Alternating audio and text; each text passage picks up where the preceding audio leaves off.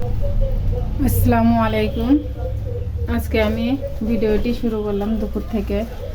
এই তো রান্না জাল ধরিয়ে দিলাম চুলায়, এপাশে কাঠ নিয়ে আসা, আর এই যে মাংস রান্না করব আর চিংড়ি মাছগুলো ভাজবো, আর এপাশ দিয়ে বাটনা করে রাখছিলাম, এখনই রাখলাম, তারপরে ভিডিওটি স্টার্ট করলাম। আর ওই পাশ দিয়ে দেখুন আমার রাজহাঁস দুইটা গোসল করে এসছে। আজকে ওরা মন ভরে গোসল করেছে, করে এখন রোদে দাঁড়ায় আছে। তারপর ভিডিওটি দেখতে থাকুন, আমি মাংসগুলো এখন পরিষ্কার করে নেব।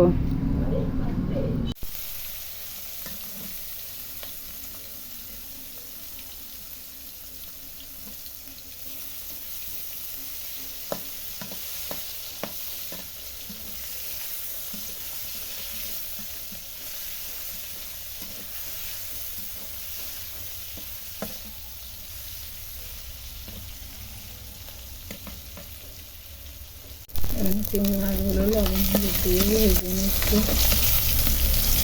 চিংড়ি মাছগুলো ভাজা শেষ, এখন উঠে নেব। চিংড়ি মাছগুলো উঠানো শেষ, এখন দিয়ে দিলাম পেঁয়াজ রসুন আলু, এগুলো সুন্দরভাবে ভেজে নেব।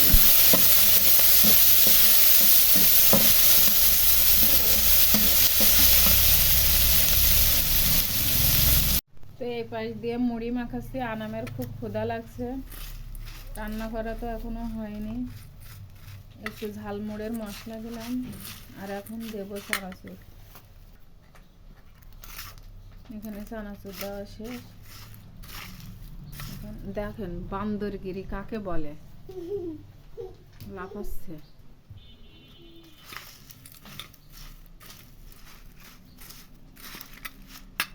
আমরা মুড়ি চানাচুর খাই, আর এদিক দিয়ে দেখেন মাংস রান্নার জন্য পেঁয়াজ রসুন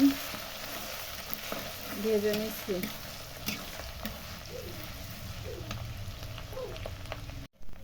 এ তোমার পেঁয়াজগুলো সুন্দর লাল লাল করে ভেজে নিছি, এখন ঝালের গুঁড়া দিয়ে দেব।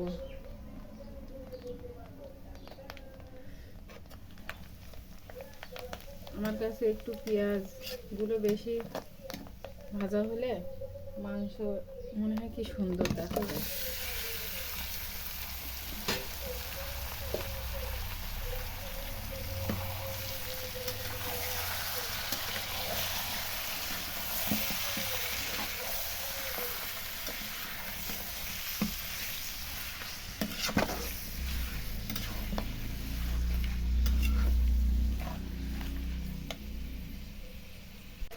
তো মাংসটা আমি সুন্দরভাবে কষিয়ে নিয়েছি। মাংস থেকে যে পানি বাইর হয়েছিল সেই পানিটাই শুকিয়ে নিলাম। এখন আবার কষানোর মাংস দিয়ে দেব।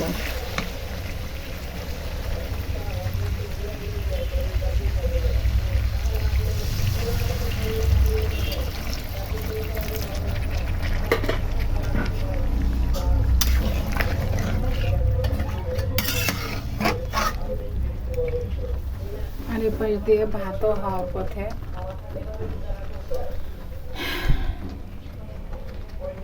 এই তো চিংড়ি মাছ ভাজাটা, আর এখানে মাংস রান্না।